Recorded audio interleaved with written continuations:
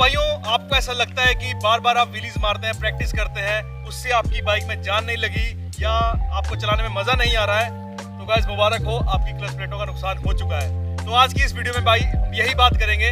Welcome back to my channel Moto Mutants. तो guys शुरू करते हैं। Wiggle, wiggle.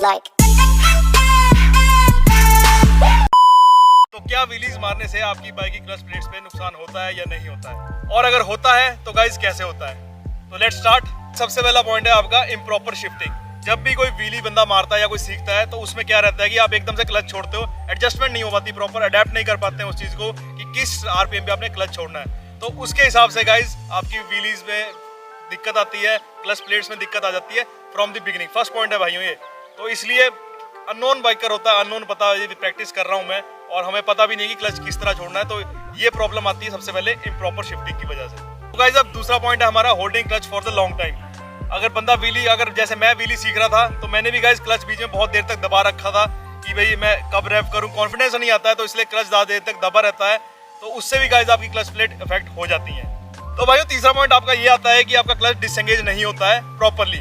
व्हीलीज मारते हुए आपकी गाइस टाइमिंग, कभी आपका आरपीएम 10 चल जाता है, कभी 9 चल जाता है, कभी आप 7 में मार देते हो, कभी जल्दी 4 पे ही छूट जाता है। तो गाइस ये भी चीज आपकी अफेक्ट करती है क्लच प्लेट्स पे। तो व्हीली सीखना भाई, अगर आप व्हीली सीख रहे हैं तो आप एक बात याद रखो कि क्लच प्लेट्स आपकी जाएंगी जब तक आप उस्ताद ना हो जाए उस चीज में। भाई स्टार्टिंग में जो बंदे करते हैं वो क्लच के जोर पे बाइक उठाते हैं, ऐसा होता है कि अपना जोर भी लगाना पड़ता है। बाद में पता लगता है काफी, अगर आपकी रोज प्रैक्टिस है तो आपको पता लग जाएगी केवल क्लच के दम पे भाई बाइक नहीं उठती है, अपना जोर भी लगता है। तो यही मेरे ख्याल प्राइमरी रीजन होता है आपका कि आपकी क्लच प्लेट्स डिफेक्ट हो जाती हैं उससे। तो गाइज ये पॉइंट मैंने बताया कि जब आप व्हीलीज ट्राई करते हैं तो आपकी क्लच प्लेट उड़ जाती हैं। तो अब गाइज मैं आपको कुछ बताऊंगा कि जौन सी गलती मैंने करी है वो आप मत करें, कि क्लच प्लेट आपकी किस तरह आप बचा सकते हो। तो गाइज सबसे पहले ध्यान रखें कि जो टॉप एंड पॉइंट होता है, जैसे 2 पॉइंट होते हैं क्लच वायर्स के, एक ऊपर का क्लच के साथ का और एक निचला वायर का, दोनों एंड चेक कर लो कहीं से लूज नहीं है। भाई अगर लूज होता है तो उससे क्या दिक्कत होती है, आपका क्लच डिसएंगेज नहीं होता प्रॉपर्ली, क्लच प्लेट्स आपकी रोटेट करती रहती हैं, पूरी पावर प्रोड्यूस नहीं होती आपकी बाइक को, इसलिए आपकी क्लच प्लेट्स हैं वो वियर आउट हो सकती हैं। तो भाइयों अब सेकंड पॉइंट की बात करते हैं, वो है हाफ क्लच। तो भाई हाफ क्लच पे कभी आप व्हीलीज नहीं मारें, बजेगी भी नहीं गाइज। कई बार आप चेक करते हैं कि मैं जोर लगाऊं हाफ क्लच पे, उठाऊं बाइक को, तो गाइज ये नुकसानदायक है आपकी बाइक्स की क्लच प्लेट के लिए। हाफ क्लच गाइज कभी भी यूज मत करें। जब व्हीली पॉप होगी तो गाइज एकदम से क्लच छोड़ेंगे तभी व्हीली पॉप होगी, हाफ क्लच पे कभी नहीं होगी। तो गाइज इस बात का जरूर ध्यान रखें। तो गाइज ये सब सुनने के बाद आपको लग रहा होगा कि व्हीलीज आपकी मोटरसाइकिल के लिए अच्छी नहीं है, तो गाइज ये अपना जो वहम है वो निकाल दो।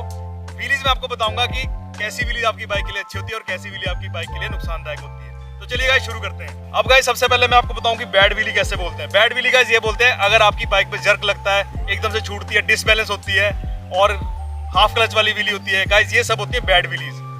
बैड व्हीलीज का कहने का मतलब ये है कि आपकी क्लच की टाइमिंग सेट नहीं हो रही है, आपका जर्क लग रहा है, आपको शॉकर एकदम उठ रही है, बाइक पॉप हो रही है, एकदम से नीचे आ रही है, कंट्रोल नहीं हो रहा है, तो उसको गाइस बैड व्हीलीज बोलते हैं। इसलिए गाइस क्योंकि बैड व्हीलीज क्योंकि आपकी उससे शॉकर्स की जो सील होती है वो भी टूट सकती है, इम्पैक्ट आपके ऊपर पड़ेगा, आप क्रैश हो जाएंगे ज़्यादा से ज़्यादा। तो भाई इसलिए ये व्हीलीज हो जाए वो सारी बैड है। तो भाई सीखने के बाद आप हो गए माहिर व्हीलीज में, तो फिर भी मैं आपको बता देता हूँ कि भाई गुड व्हीलीज क्या होती हैं। आपकी प्रॉपर लैंडिंग होनी चाहिए, स्लैम नहीं होनी चाहिए बाइक का, टेक ऑफ प्रॉपर हो, बैलेंस प्रॉपर हो और बाइक पे ज़्यादा लोड ना पड़े। तो गाइज ये 90% चांसेस है कि जब आप सीखते हो तो आपकी क्लच वेयर आउट होना जरूरी है, होना ही होना है भाई, मेरा भी हुआ है। अगर 10% गाइज बच जाते हैं तो गाइज वो बहुत ही बढ़िया राइडर हैं, बहुत ही बढ़िया, उनको अपनी बाइक के साथ बॉन्ड भी है, अपनी बाइक को समझते हैं। तो गाइज वो 10% की श्रेणी में मैं तो नहीं आया, मेरी क्लच प्लेट वेयर आउट हो चुकी है। तो भाइयों जैसे मैंने गलती करी है, मैं नहीं चाहता कि आप गलती करो। इन सब चीज़ों से व्हीलीज सीखते हुए आपकी बाइक की क्लच प्लेट्स पे इफेक्ट पड़ता है, ये चीज़ आप मैंने सही बोली है। अगर कोई पॉइंट मिस होता है बाई चांस तो प्लीज़ आप कमेंट करें। और भाई एक टिप और देना चाहूँगा, जब भी आप व्हीली प्रैक्टिस करते हैं तो भीड़ वाले इलाके मत ही करो, क्योंकि अगर आपकी गलती होती है तो आपके ऊपर भी बात आती है और क्राउड के ऊपर तो आएगी आएगी, तो आपको नुकसान होगा, क्राउड को नुकसान होगा। एकांत में व्हीली सीखें, गार्ड लगा के व्हीली सीखें और हेलमेट डाल के व्हीली सीखें। तो गाइज मैंने ये वीडियो इसलिए बनाई है ताकि आपकी क्लच प्लेट्स खराब ना हो, और मुझे लगता है आपको इस वीडियो से फायदा भी होगा। Thanks for watching, love from Moto mutants.